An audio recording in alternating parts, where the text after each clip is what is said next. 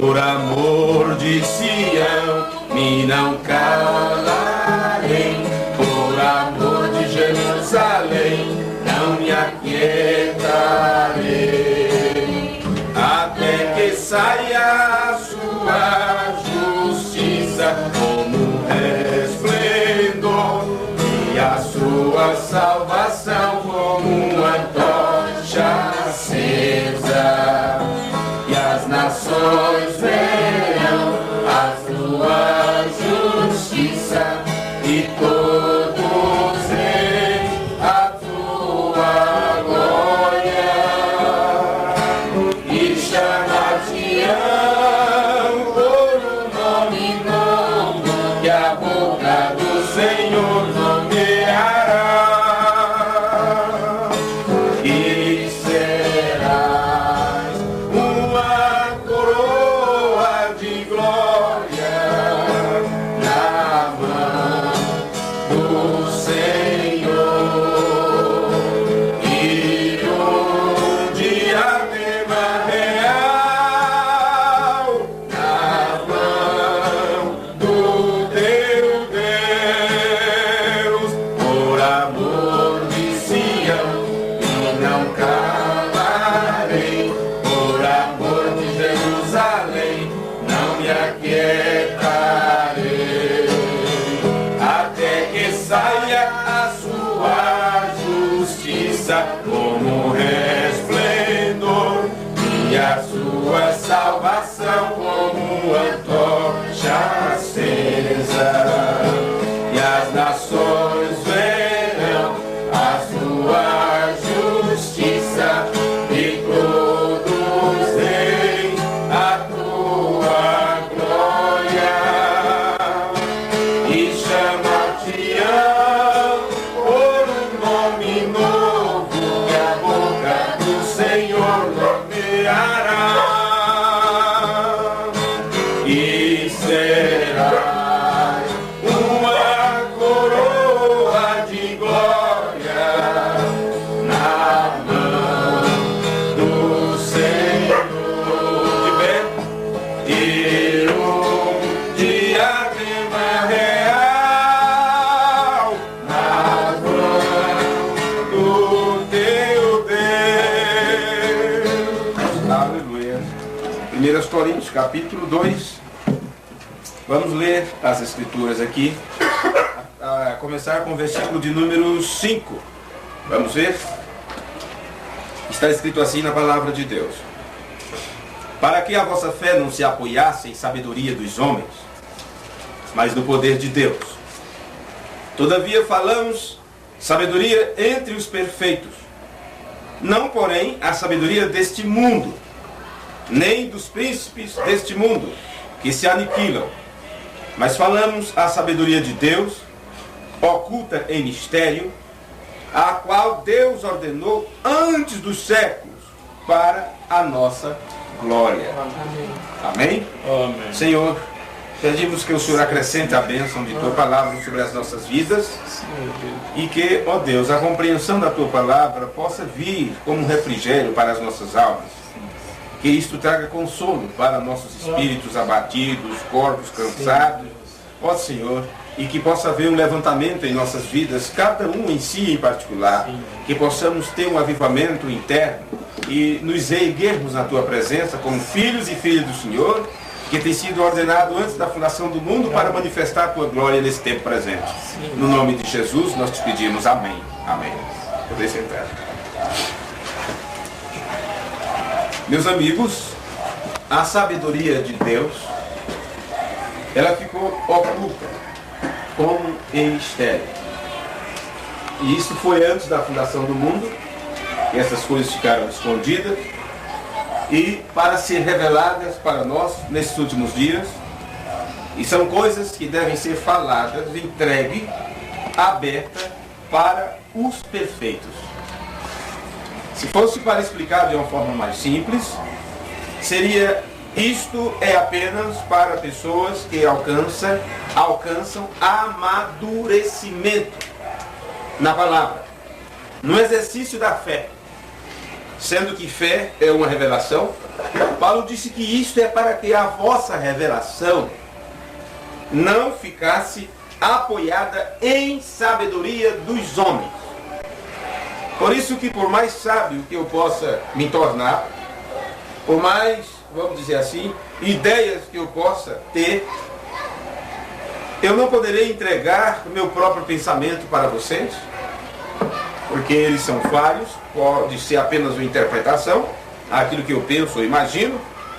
Eu fico seguro e descansado se eu entregar para vocês aquilo que o mensageiro de Deus trouxe.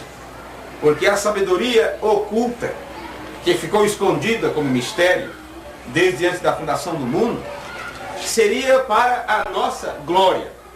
Deus destinou isto para o tempo final, para que nós fôssemos glorificados, recebêssemos esta glória neste tempo. Nós estamos aprendendo esses assuntos, estudando com a igreja a mensagem Cristo é revelado em sua própria palavra.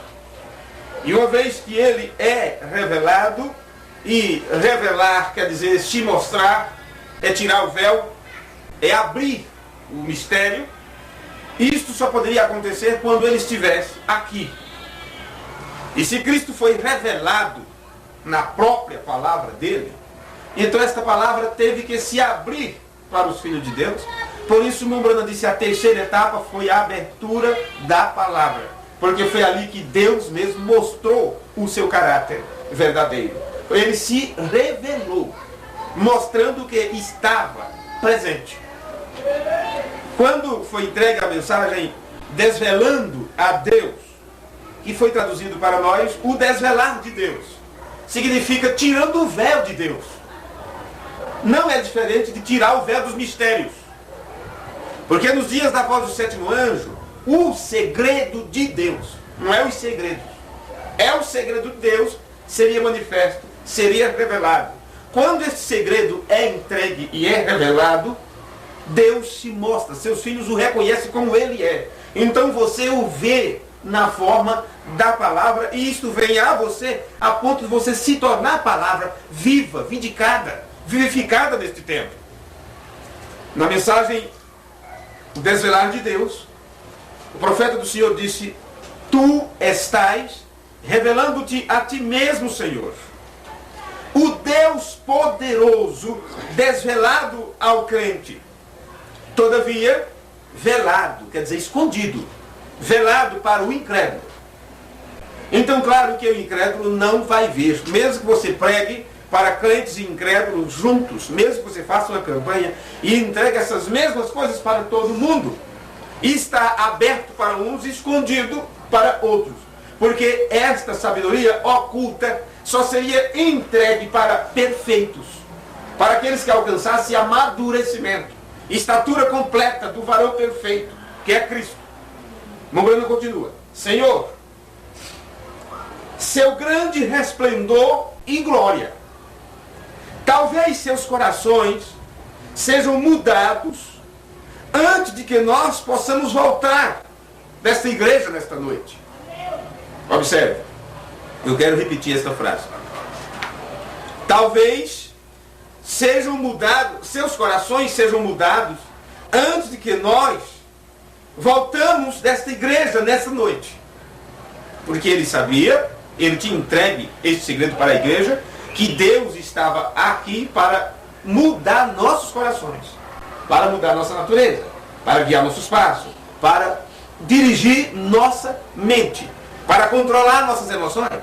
Então, se é um trabalho que o próprio Deus veio aqui na terra para fazer, a ponto de você poder dizer com todas as letras que Deus não está no céu, Deus está aqui na terra. O Mombrana pregou isto, e nós temos que entender este mistério que estava oculto e seria revelado nos últimos dias. E quando é revelado, o segredo está diante das pessoas, escondido para os incrédulos, mas se abre para os crentes. E ele veio para mudar os corações. Então, observe que, se Deus está aqui, como nós cremos, e Mombrana disse, é para mudar nossos corações, então esses corações dos filhos de Deus precisam ser mudados. E isto começou com você ouvindo a mensagem do Elias, que veio para converter o coração dos filhos aos pais. Então, se você é um filho de Deus, seu coração será mudado à fé dos pais, terá a mesma revelação. E você entende que a revelação dos pais, a revelação dos apóstolos, não era conhecimento humano. Foi o próprio Deus que revelou a eles seu plano. E Paulo disse para que a vossa revelação, ou a vossa fé, não fosse apoiada em pensamentos e ideias humanas. Aqui está a sabedoria oculta, que Deus escondeu, deixou escondido como um segredo, mas predestinou isso antes da fundação do mundo para ser revelada a nós. E isto é para a nossa glória. Amém?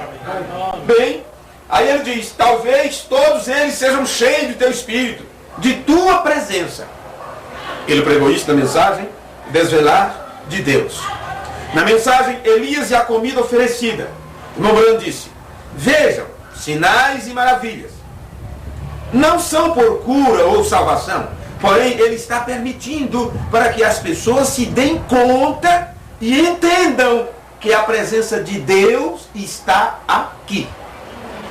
Os sinais e as maravilhas não é simplesmente para que as pessoas sejam curadas, mas para que se deem conta que a presença de Deus está aqui. Meus amigos, uma vez que você crê que a presença de Deus está aqui, como devemos nos comportar diante da presença de Deus? Como devemos viver diante da presença de Deus? Na mensagem Visões e Profecias, o irmão Bruno disse, a maior forma e mais alta que há por Deus para fazer ou trazer sua mensagem a seu povo é pôr nas pessoas a crer em sua palavra. É a única forma de você aceitar Deus. É a única forma de você vê-lo. É a única forma de você obedecê-lo. É a única forma de você fazer sua vontade. É você poder enxergar a palavra, crer na palavra como ela é. Na mensagem, um verdadeiro sinal que se deixa passar por alto. O profeta disse, e não tome somente algo ordinariamente, porque estamos tratando de coisas sérias, então você não pega uma coisa assim, de uma forma ordinária, assim, de qualquer jeito. Sabe, como você faz quando você briga com uma criança, brinca com um cachorro, trata qualquer pessoa de qualquer forma, mas essas coisas espirituais, não tome isso de uma forma ordinária. Não faça isso. Não descanse dia e noite até que haja falado com Deus. Veja aqui, viu? Guarde você mesmo de fanatismo. Quem estava quando pregamos sobre os fanáticos? Foi aqui mesmo em Itatiba que nós pregamos sobre a mente fanática. Não, foi lá em Francisco Morato que pregamos isso. Sobre a mente fanática. E quando pregamos um assunto lá sobre não decepciona. Foi isso. Pregamos sobre uma mente fanática que parece que estão no maior grau e alto de santidade. Porque é algo forçado, porque a pessoa quer ser. É como a descendência da serpente, que se torna extremamente religiosa e quer provar a si mesma e aos demais que são também filhos de Deus. Não descanse dia e noite, até que tenha falado com Deus. Guarde-se você mesmo de fanatismo. Não se agite em emoções, não fique apegado com as emoções. Não faça isto. Por isso ele disse que Deus está aqui para controlar nossas emoções. Observe. Isso é o que traz tanto radicalismo. As pessoas estão tão radicais que falham em ver a verdade. Eles estão tão radicais na mensagem que não sabem o que é a mensagem. E está se completando um ano, agora, no final deste ano, que nós pregamos esse assunto na virada do ano, talvez ninguém mais lembre. Não entenderam a mensagem. E naquele culto eu disse que durante este ano iríamos entrar em detalhes sobre determinados assuntos, que seria pela primeira vez que falaríamos sobre estas coisas. E eu espero, eu torço, como dizem, para que pelo menos algumas pessoas estejam compreendendo.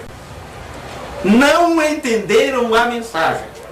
Se tornaram radicais com o início, com os rudimentos. E não se aprofundaram na realidade do assunto. Não entenderam o que significa. Não aceite você isto por nada. Fique quieto até que você fale com Deus.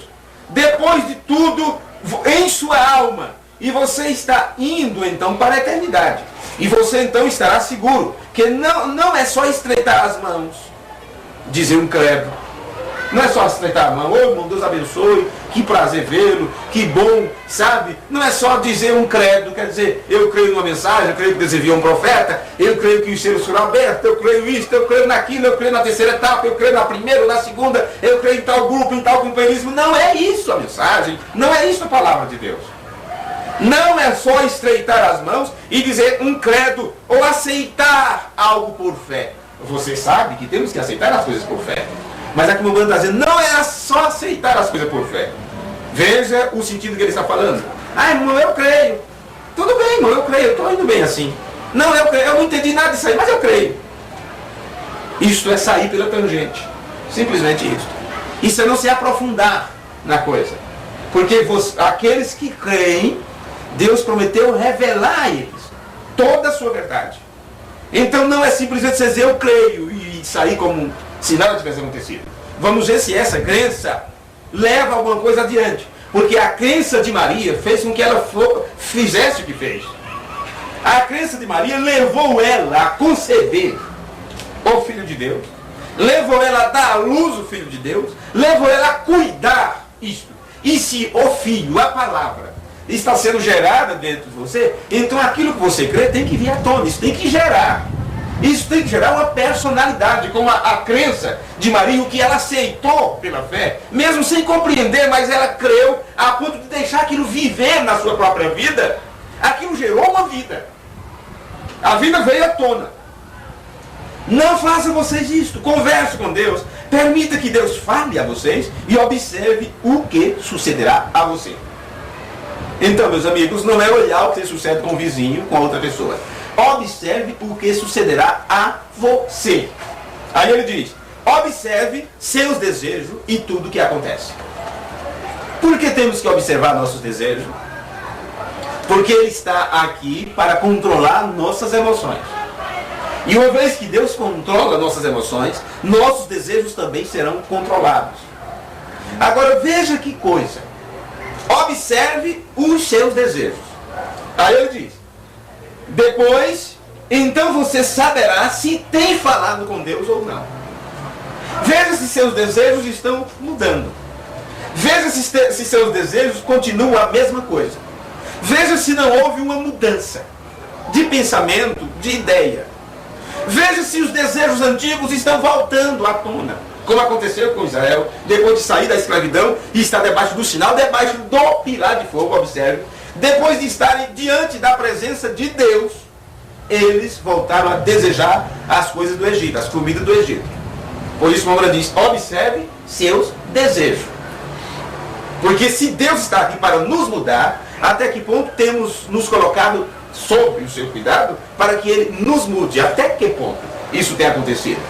Mas, meus amigos, esta sabedoria oculta, ela ficou guardada em mistério e deveria ser entregue para perfeitos, para os perfeitos. E isto Paulo disse que era para quê? Para nossa glória.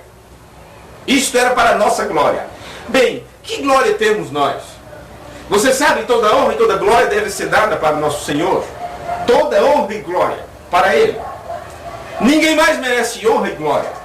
Mas uma vez que esse Deus vem a você, então você terá glória, porque o Deus glorioso estará em você. E uma vez que você aprende que a palavra glória, ela deriva de doxa, a palavra grega, e significa avaliação. Deus, quando mostra sua glória, Ele mostra o seu pensamento, o que Ele diz sobre o assunto. Ele tem a palavra final. Ele tem a palavra final, mas isso é outro estudo que teremos dentro em breve. Aquele que tem a última palavra. Então, uma vez que tem aquele que tem a última palavra, o resto tem que se calar e escutar quem tem a última palavra. Vê? Então, observe, se a glória de Deus tem vindo para nós, e isto para que a nossa revelação não fosse apoiada em sabedoria humana, nós temos aprendido já em 5 reuniões que tivemos sobre esse assunto, o que é a glória de Deus, o que é esta coroa de glória. E o apóstolo Pedro, fazendo um pequeno resumo para irmãos que não estiveram, para aqueles que ouvirão esse culto, se tivermos uma gravação boa, mas não ouviram os outros, nós aprendemos pelas Escrituras que o apóstolo Pedro ele disse que quando o sumo pastor aparecesse, então nos daria a coroa de glória. E o irmão Branham, quando ele pregou a mensagem, Cristo é revelado em sua própria palavra, ele começa aquela reunião orando e dizendo: Senhor Jesus, o pastor do grande rebanho. Então aprendemos que o irmão Branham estava citando Pedro. Ele estava conversando com o príncipe, ele estava orando ao príncipe dos pastores. Pedro chamou de o sumo pastor. E quando o sumo pastor aparecesse, ele traria esta coroa de glória para seus filhos. Aí lembrando de assim: esse sumo pastor está aqui, ele está presente. Amém. Estamos na presença dele, Deus está aqui. O apóstolo Paulo também escreveu aos Colossenses que Cristo, que é a nossa vida, quando ele se manifestar, então nós também nos manifestaremos com ele em glória. Então você vai observar que todas estas coisas estão entrelaçadas, e esta coroa de glória que seria dada é chamada de coroa de glória, coroa de justiça e coroa de vida. Você leva isso para toda a Escritura, você observa que Jesus também recebeu esta mesma coroa. A Bíblia diz assim: um pouco menor fizeste do que os anjos, e de glória e de honra o coroaste. Agora, se Jesus tinha esta coroa de glória, ele disse que coroa era esta. E ele chegou a dizer: Pai, glorifica-me com a glória que eu tinha contigo antes da fundação do mundo, antes que o mundo existisse. Glorifica-me com aquela mesma glória. Eu traz a mim aquele mesmo julgamento, aquele mesmo pensamento, a ponto de eu poder me colocar sempre sob tua vontade. Então chegou o momento, foi indo, quando chegou no jardim do Getsemane, titubeando, e começou a dizer: Pai, se possível, passe de mim esse cálice. Mas quando chega-se esse momento, e aquele que tem recebido o doxa, que é a glória de Deus, o julgamento e a avaliação de Deus sobre todas as coisas, então uma vez que você recebe esta coroa, que é uma cobertura que cobre toda a tua cabeça, e enquanto cobre por fora, ele se aloja por dentro. Isso é Cristo em vós. Lembra das palavras de Paulo? Que era um mistério oculto antes da fundação do mundo? Cristo em vós, esperança da glória. A única forma de você ter uma esperança, e Paulo disse: nós não somos como os demais que não têm esperança. A única forma de termos esperança é se tivermos esta glória em nós. Porque a única forma de estarmos caminhando para a eternidade é se o Deus eterno estiver em você. E se Deus eterno veio e habitou e habita em você, no teu coração, porque você recebeu a palavra, uma vez que você recebeu a palavra, você está recebendo Deus mesmo. Então você terá o pensamento de Deus, a mente de Cristo estará em você, e você tudo avaliará de acordo com a palavra de Deus. Então não é você, é Deus em você, fazendo, te levando a obedecer. Amém. Te levando a praticar a verdade. Por isso você já aprendeu que quando falamos sobre a mudança de coração, veja que tudo é o mesmo assunto, que se abre para nós a cada dia. Você já aprendeu que ele disse: eu mudarei vosso coração de pedra para carne, eu mudarei, darei um novo espírito e colocarei sobre vós o meu espírito, darei do meu espírito. Então ele muda o teu coração endurecido, ele amolece teu coração, ele muda teu coração, e você aprendeu que isto é um novo pensamento, é um novo entendimento sobre a sua palavra. Ele muda o teu espírito, lembrando disso, isso é um novo desejo. Esse desejo agora estará de acordo com o teu entendimento da palavra, e depois ele dá do seu espírito, a própria palavra, Deus mesmo estará morando em você. Este é o processo. Este é o processo que o profeta tem nos ensinado. Agora, tudo isto, no final, é para que haja uma coroação sobre você. Uma coroação. Bem, todos aqueles que passaram por esse processo, eles, quando terminaram suas carreiras, suas vidas, eles estavam na iminência de um colapso. Eles estavam entregues, eles estavam aos farrapos. No entanto, era a coroação do seu ministério. Os críticos, eles não conseguem crer, não conseguem captar a essência divina através dos homens que Deus tem enviado. Eles não conseguem crer na verdade que esses homens trouxeram da parte de Deus, por causa da vida que esses homens tiveram, e que a maioria deles morreram, e morreram de forma trágica. Eu tenho encontrado estudos de crítico falando sobre todos os grandes pregadores, inclusive de cura divina, e todos eles mostrando: veja, fulano orar pelos enfermos e tal, e no entanto a esposa dele morreu de câncer. Veja o pregador fulano de tal, ele fez tanto. E isso crente, viu? Isso é irmão fazendo essas avaliações. E pregador fulano de tal, grande evangelista tal, terminou sua vida no leito de morte desse jeito. E entre todas essas pessoas que esses críticos evangélicos enumeraram, está o William Branham também no final. Veja, o William Branham chegou a ressuscitar morto de acordo com os seus fiéis. Ele fez isso, fez aquilo, mas terminou esbagaçado pelo carro. Então, eu não consigo compreender como é que essas pessoas conseguem levantar tanta crítica desses homens que Deus enviou recentemente, desde o tempo quando estava para se iniciar o movimento pentecostal, até que dentro do movimento pentecostal, Deus então tirou ali a semente, a palavra. Quando levantou o seu profeta, quando vindicou um homem como assim diz o Senhor, e no entanto essas pessoas conseguem criticar todos eles, e não criticam Tiago, que foi degolado, não criticam Estevão, que foi apedrejado, não criticam Paulo, que foi decapitado, não criticam o próprio Jesus Cristo, que foi crucificado, e não criticam Isaías, que foi cerrado ao meio pelo serrote velho, não criticam essas pessoas. Porque é a Bíblia. Eles não entendem que o restante da Bíblia, ou o cumprimento da Bíblia, viria depois da Bíblia escrita. E qualquer um que blasfemasse do que Deus fizesse através das eras, foi Deus que fez, essas pessoas estariam também blasfemando do Espírito Santo. Porque é o Espírito Santo trabalhando em etapas diferentes até chegar no que chegou hoje. Vê? Aí está a coisa. Então observe que esta coroa de glória que é prometida a mim e a você, e quando Deus muda o teu entendimento e te leva a uma perfeição na compreensão do seu mistério, você está então chegando ao topo da montanha, e quando se chega ao topo da montanha não tem mais o que arriar para baixo. Ali é o fim do seu caminho, é o fim da sua jornada.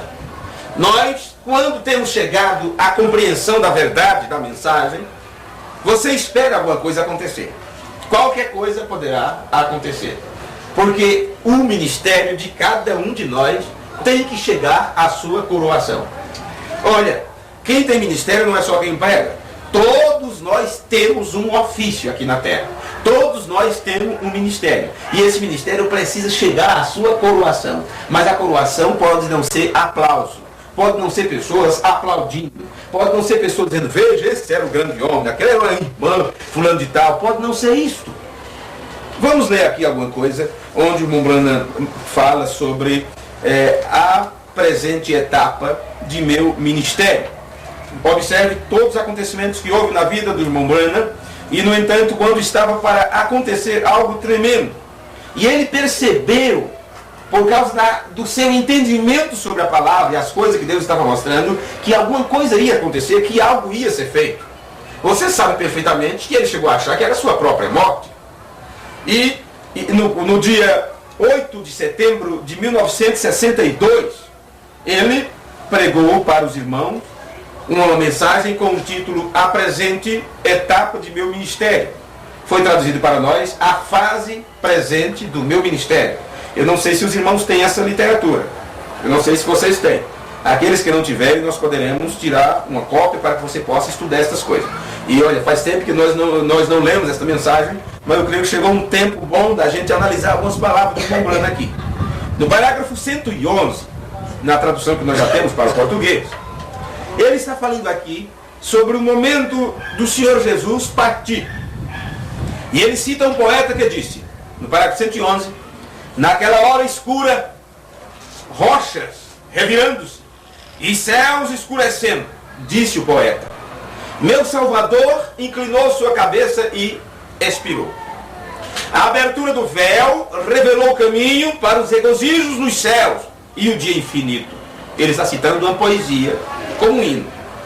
Aí William Branham diz, ele teve que fazer aquilo a fim de fazer o caminho para nós. Alguém tem que pagar um preço para que outras pessoas caminhem. O Senhor Jesus teve que entregar a sua vida para que você recebesse a vida. Alguém tem que sacrificar para poder ter a comida na mesa. Alguém tem que passar horas de sono, alguém tem que perder a saúde, alguém tem que ficar, vamos dizer assim, meio tonto para poder encontrar as palavras certas, a forma correta de explicar as coisas, para poder, vamos dizer assim, no emaranhado de mensagem, você encontrar o que o mensageiro está dizendo dentro ali de 40, 50 páginas, você encontrar no meio de todas aquelas coisas, de conselhos, de viagem, de caças, de oração, de reticências, de gaguejados. Alguém tem que encontrar a doutrina ali dentro, as pepitas, para nós. Alguém tem que fazer alguma coisa, para que outras pessoas possam absorver aquilo. Agora, o que farão com aquilo dependerão das pessoas. Por isso foi dito para vocês em outro culto, estudando a mensagem de Mombrana, que o que vai resolver para você não é o quanto que você trabalhou. O que vai resolver para você não é o quanto que você adquiriu nesta terra. O que vai resolver naquele dia, o que vai te ser perguntado é isto: o que você fez com o seu aprendizado sobre a minha palavra? O que você fez com o seu entendimento caminho para nós? Isto é certo. Mas o que fez Deus? Observa agora. O que fez Deus? Ele era fiel à palavra e ele abraçou a cruz. Mas foi este o fim de seu ministério? Estava seu ministério arrasado? Deus o coroou com a maior coroa que poderia ser coroado. Isso é a continuidade do assunto que estamos pregando sobre a coroa de glória. Coroa de glória que tem que vir para a igreja. E dentro desse quadro, Deus se torna a coroa da igreja, a igreja se torna a coroa de Deus. E nós precisamos entender essa troca, essa correspondência. A igreja se torna a coroa de Deus e Deus se torna a coroa da igreja. Nós aprendemos, isso está registrado para os irmãos que vão ouvir depois, analisar depois, que a coroa para ela tem uma expressão, para ele é outra. O significado da coroa, ela, a igreja com a coroa, porque ele disse: vós sois joias na minha coroa, vocês são meus tesouros particulares. E depois diz assim na palavra de Deus: eu serei a vossa coroa. Nem Isaías 62 diz assim: e serás coroa de glória na mão do Senhor, diadema real na mão de teu Deus, e todas essas coisas. Então a igreja como coroa, o significado é apenas como um capuz, ou como uma mitra, algo que os sacerdotes antigos, os sacerdotes judaicos, usavam. Então eles colocavam aquilo sobre sua cabeça, simplesmente isso. Isto é o significado dela como coroa para ele. Agora, ele como coroa para ela, para a igreja, a palavra ali está como uma proteção, algo que envolve toda a tua cabeça. E é por isso que ele dá um novo entendimento, porque é o entendimento dirigido por ele mesmo. Ele próprio domina, tem que estar dominando nossas emoções. Então ele se torna a nossa coroa, ou a nossa proteção e cobertura. Então, quando isso acontece, você terá então um cérebro, uma mente batizada pelo Espírito Santo. A irmã Bruna pregou a mensagem: o filtro do homem que pensa. Você terá filtros que não deixará qualquer coisa entrar.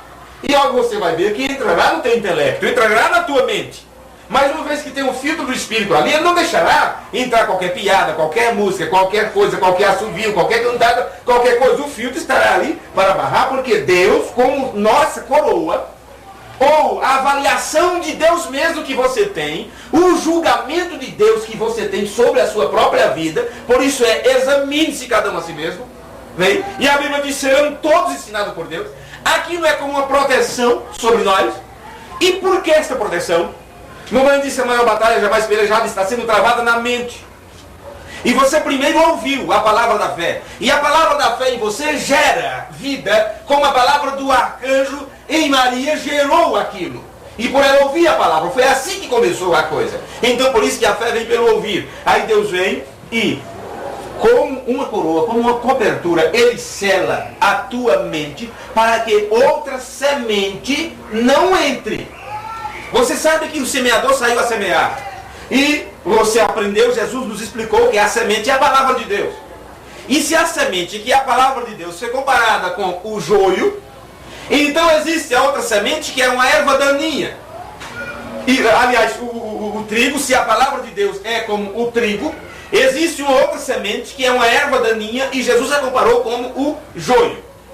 Então você vai observar que, tratando-se de semente que fecunda a nossa mente, você vai perceber agora que a boa semente, que é a palavra de Deus, ela virá de alguém, observe, ela virá de uma mente instruída na palavra, virá de uma mente instruída, porque Deus estará usando esses canais para trazer a vida nesse fluxo do rio da vida que vem desde a eternidade, passou para Adão e vem passando de filho a filho até chegar no último e regressar de novo para Deus, porque o rio ele vai ter que fazer a curva e voltar para a sua fonte de origem.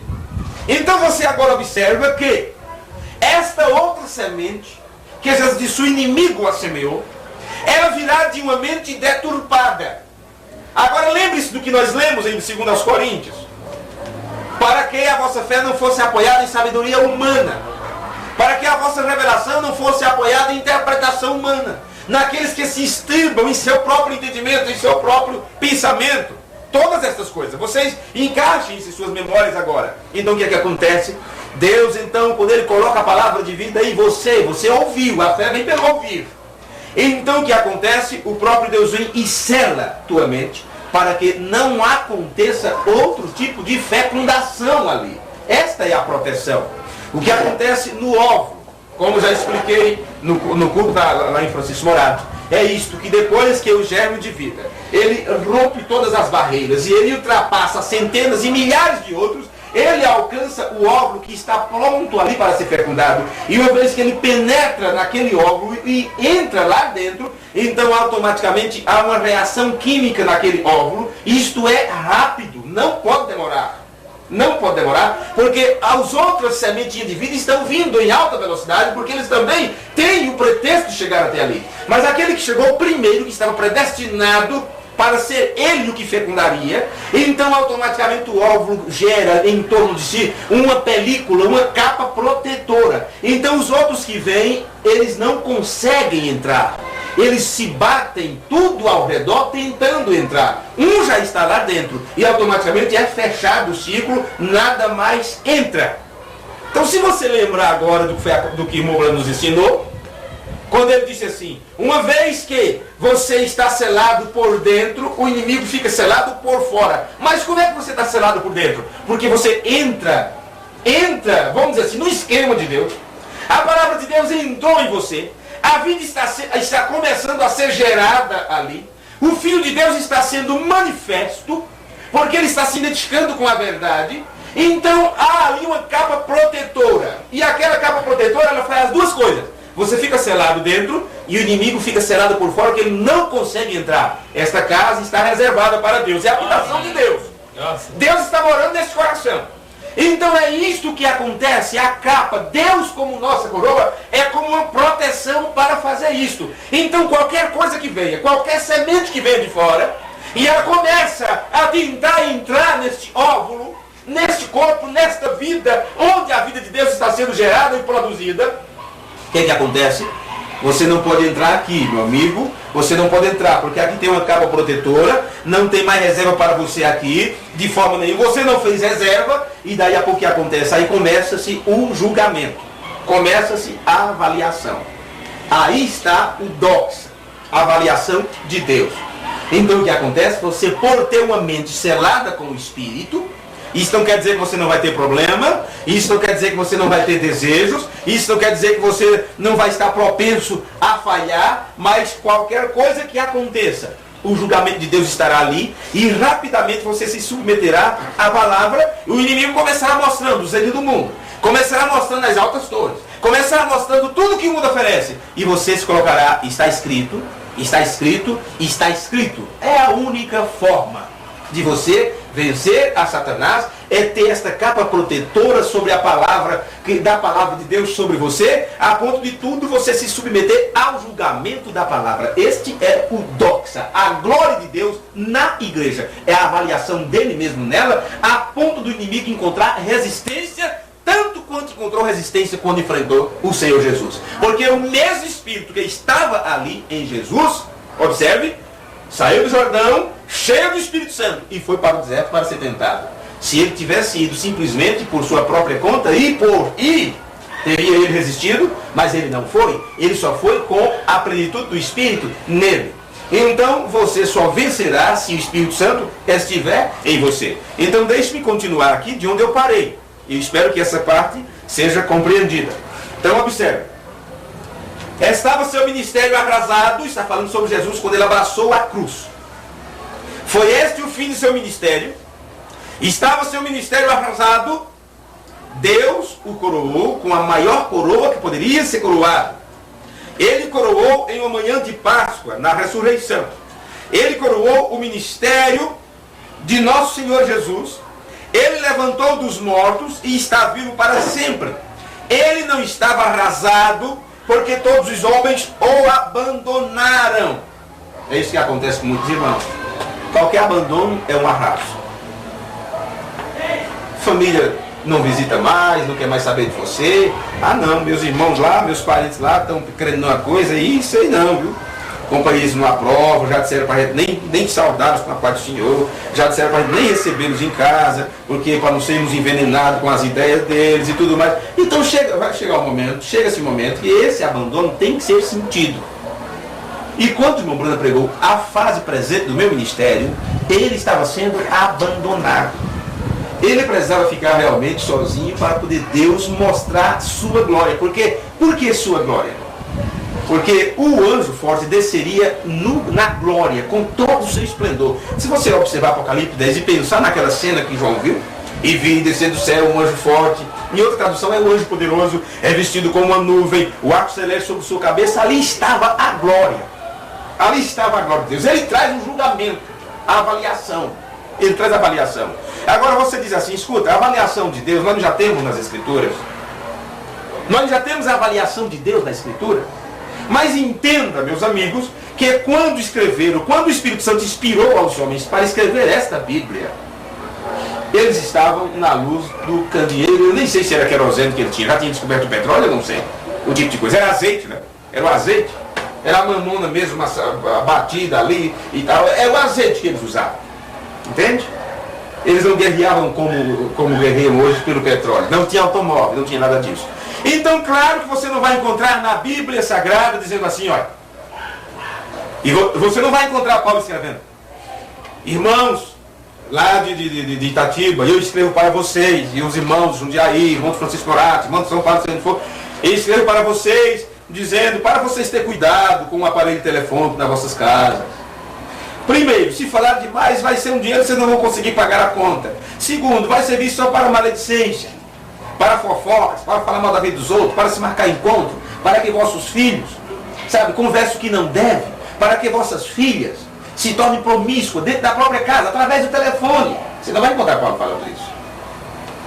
Você não vai encontrar o apóstolo Pedro, João, do Apocalipse, dizendo, meus irmãos, vocês cuidaram desse aparelho da televisão, vai se tornar uma desgraça nos lares, vai instalar um altar erigido para a adoração satânica. Porque onde a família se reuniram, antigamente o povo se reunia em torno de um altar. E você veja que hoje as nações pagãs, né, aquelas pessoas bem pagãs, como você encontra os chineses, os japoneses, eles têm a sua religião toda malucada, com tudo quanto é vários deles, mas eles levam aquilo a sério, a ponto de quando eles constroem uma casa, já falam o lugar do altar, onde vão colocar a aguinha benzida lá, o negócio, aquelas coisas esquisitas que eles têm, aquelas estátuas daqueles Buda barrigudo com os orelhas desse tamanho, ou seja, o que for que eles adorem. Entende?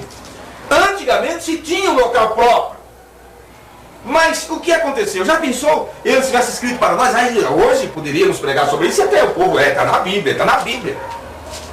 Meus amigos, cuidado! Então, imagine qualquer coisa que tem hoje.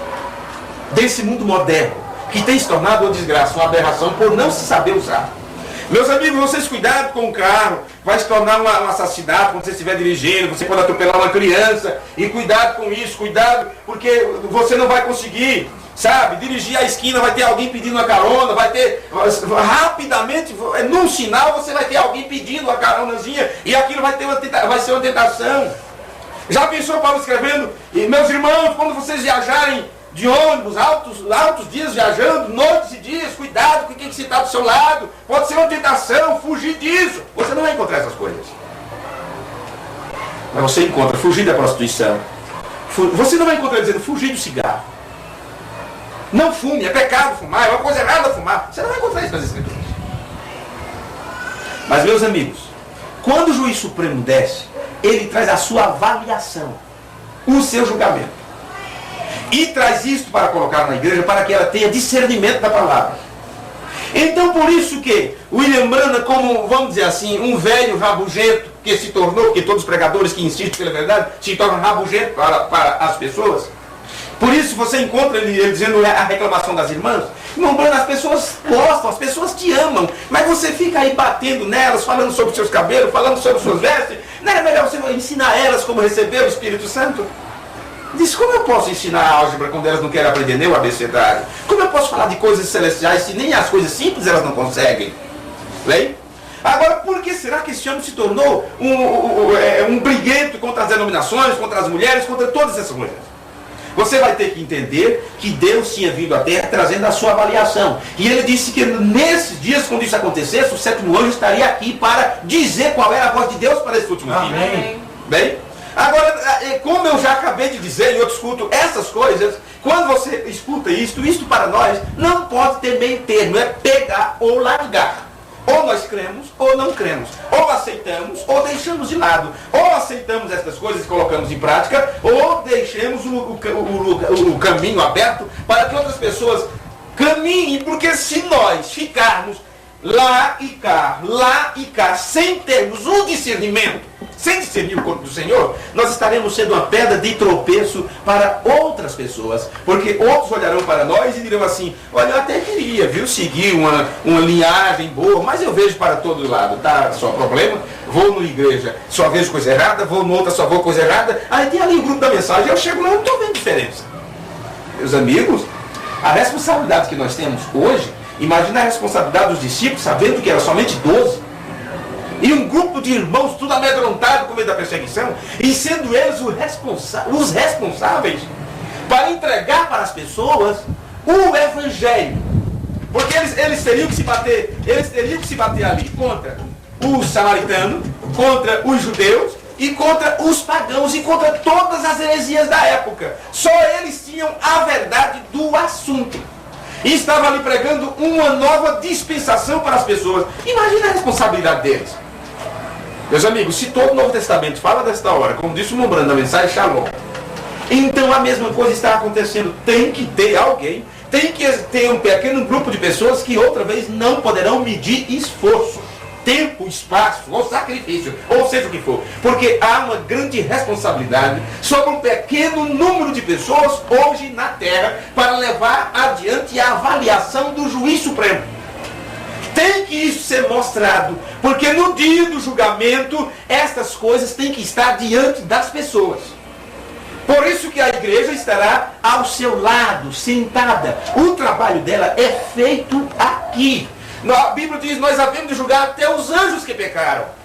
Então esses anjos que pecaram, observe, por que Paulo diz que nós vamos julgar até os anjos que pecaram? Você vai entender que os anjos que pecaram, eles já estão sabendo a sentença deles já. Porque eles tentam atrapalhar a tua vida. Eles tentam colocar sobre você suas ordens, a escravidão deles sobre você. Mas, no entanto, o juiz supremo tem vindo trazendo o julgamento e tem dito para você assim, olha, é tempo que comece o julgamento. E que comece pela casa de Deus. Então você acha que Pedro escreveu aquilo para quem? Para que Pedro escreveu aquilo? Você vai observar que tudo isso estava com Deus mesmo. A Bíblia ficou selada com 7 selos. E ele disse, é tempo que começa o julgamento. Mas depois ele disse, quando aparecer o Supremo Juiz, ou aliás o Supremo Pastor, ou o Príncipe dos Pastores, ou o Sumo Pastor, então você vai receber a coroa de glória. Então quando você recebe a coroa de glória, você sabe a realidade de Deus, e Deus diz para você tudo o que é certo e o que é errado, porque Ele não só te leva à letra das Escrituras, mas aquilo que estava selado com 7 selos é mostrado para você no mundo que está aí nessa atualidade, as pessoas achando que está tudo bem, que está tudo uma maravilha, porque parece que as portas estão abertas para todos os lados, mas no entanto você sabe que o mundo está sucumbindo, está pronto para o fogo, porque Deus não aceitará nada que seja do adversário. Civilização tem que ser destruída, as altas torres têm que ir por terra, não importa os grandes aviões, as naves espaciais que cheguem a fabricar, não adianta as altas torres para transmissão, satélites, civilizações, cidades, esses grandes prédios, essa grande civilização, tudo será destruído porque é do diabo.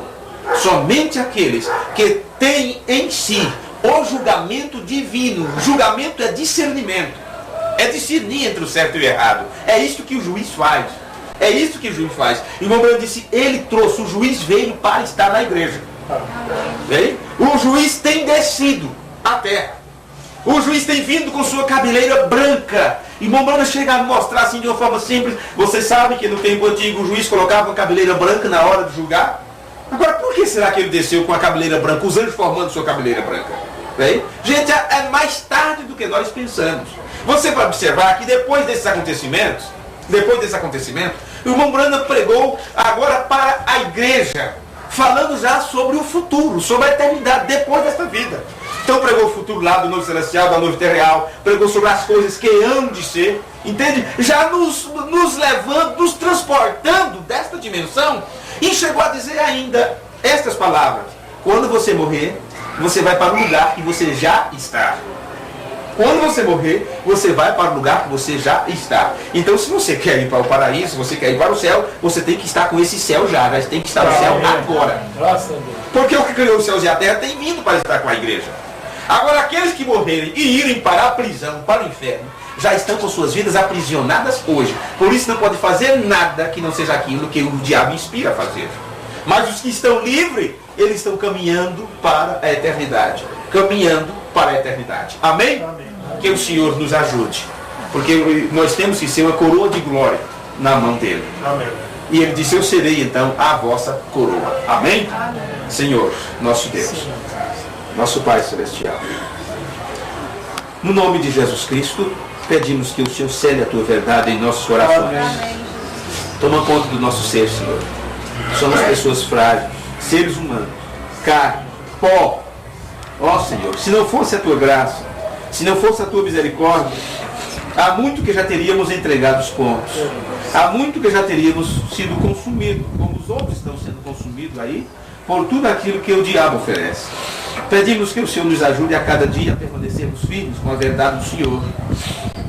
E aquilo, Senhor, que não ficou escrito como letra, mas que ficou como símbolo, e que seria revelado nos últimos dias, como foi revelado. Que o Senhor nos dê graça e fé para aceitar todo o conselho de Deus. E uma vez que o Senhor ungiu a lábios humanos, colocou a tua unção sobre o homem para trazer para nós o assíduo do Senhor, Pai, dá-nos graça suficiente, dá-nos fé, dá também condenar tudo que a boca do Senhor nesses últimos dias tem condenado, no nome de Jesus Cristo. Nós queremos a tua verdade. E a tua verdade tem sido revelada a nós. Então nós não temos desculpa, nós não teremos desculpa. Então pedimos que o Senhor perdoe, ajude a cada um de nós, Senhor, e sabemos que o Senhor está fazendo essas coisas para que a nossa revelação, nosso conhecimento, nossa fé, não seja baseada em conhecimento humano, em ideias humanas, em interpretação humana. Mas como ficou com uma verdade oculta desde antes da fundação do mundo, está sendo entregue agora para pessoas que têm alcançado amadurecimento tal, a ponto do Senhor poder entregar para nós a revelação completa da tua palavra. No nome de nosso Senhor Jesus Cristo, entregando nossas vidas sob os teus cuidados, e pedimos pelos outros irmãos que não estão conosco, aqueles que não puderam ouvir nesses cultos, aqueles que ouvirem esta gravação depois, Pai, que eles sejam ajudados e abençoados por Ti. É a nossa oração no nome de Jesus Cristo. Amém. E serás uma coroa de glória na mão do Senhor, e o diadema real nas mãos do teu Deus. É lá, fica mais fácil. Por amor de Sião e não calarei, por amor de Jerusalém não me aquietarei, até que saia a sua justiça como um resplendor, e a sua salvação como uma tocha acesa, e as nações